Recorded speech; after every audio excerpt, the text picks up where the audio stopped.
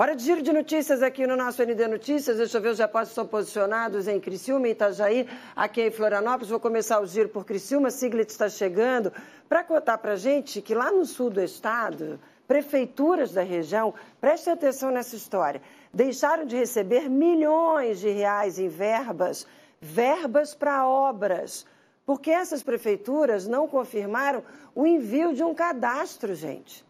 A informação é do Fundo Nacional de Desenvolvimento da Educação.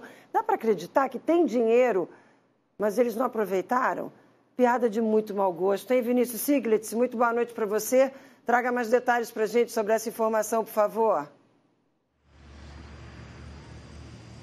Boa noite para você, Márcia. Boa noite a todos. É, no mínimo, surpreendente trazer essa história, né? Verba que não foi pegada por esses municípios aqui da nossa região. São 3 municípios do sul do estado de Santa Catarina que estão englobados nessa situação. Lembrando que esses dados, esse fechamento de informação por parte do fundo, foi lá no dia 10 de setembro. Desde lá se encerrou a inscrição. Segundo o fundo, tem 5 municípios que acabaram não utilizando desse cadastro, que é Imbituba, Laguna, Balneário Rincão, ainda São Francisco do Sul e também Pescaria Brava. Mas o que chama mais atenção são dos 3 municípios aqui do sul do estado, que é Imbituba, Laguna e Balneário Rincão. Por quê? Porque eles estão como se estivesse em cadastramento. É daquela mesma forma quando você vai comprar algo online e bota no carrinho de compras e acaba nunca comprando, é da mesma forma assim fez o município. Acabou escolhendo, mandando algum papel, estando no processo de cadastramento, só que não efetivou a compra, não efetivou o cadastramento e por isso esse valor não foi depositado e não vai ser entregue a esses municípios do sul do estado de Santa Catarina.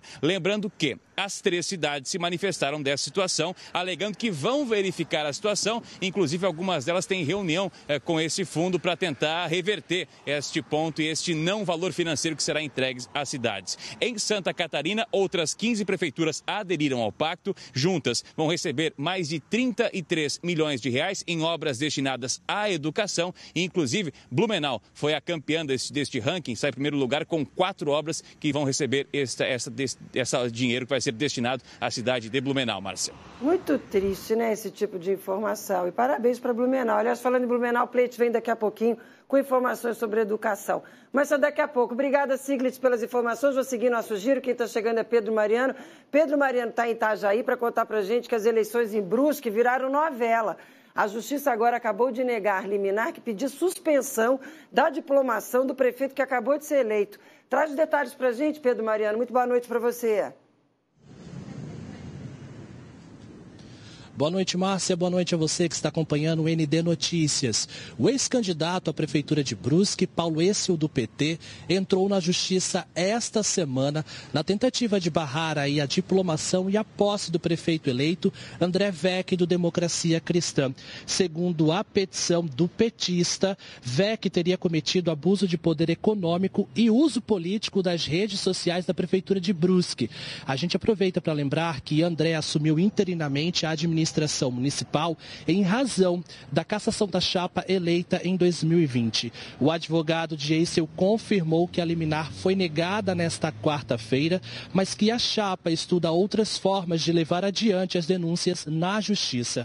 André Vec foi eleito prefeito de Brusque com 27.183 votos durante a eleição fora de época realizada no dia 3 de setembro, enquanto o concorrente do PT obteve 15.679 votos e ficou em terceiro lugar.